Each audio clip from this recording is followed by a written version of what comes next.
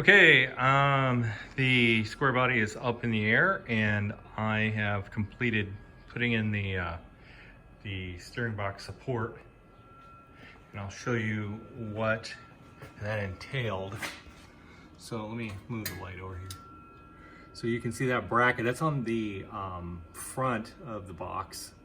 You can see that black bracket. Got it in bare metal, and then I painted it with chassis black. And that bolts in a factory hole, and that's good. This other is on the back two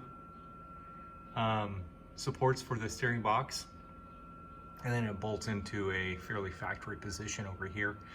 And there's your steering lines, and they go up underneath this bracket.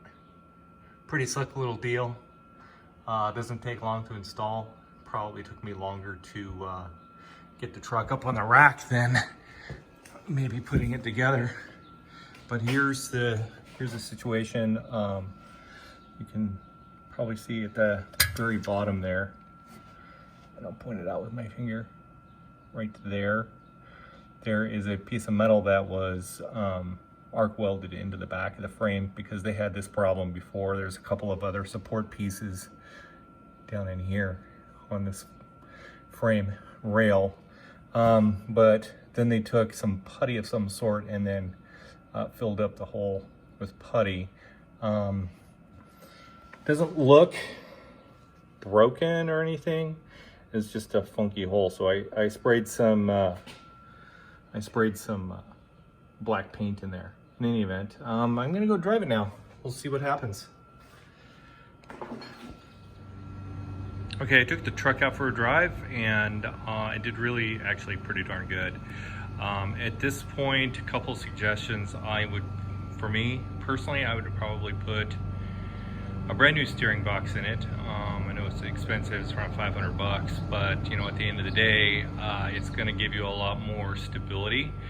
I think that you know, there's some other things like body mounts that we could put on there. Part of what's happening is that you know, you hit a bump and the cab is flexing back and forth on the frame, and it feels like the whole car is, or the whole truck is unstable. That's part of it.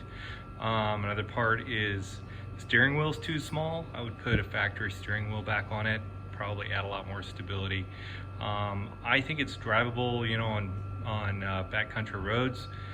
Maybe, you know, 45, 50, 55, you know, would probably be okay. You know, freeway traffic, probably not so much. I wouldn't do it, but you know, if somebody got used to driving it,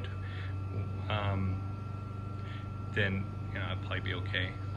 In any event, the bracket worked really well. There's no more frame flex when you turn the steering wheel.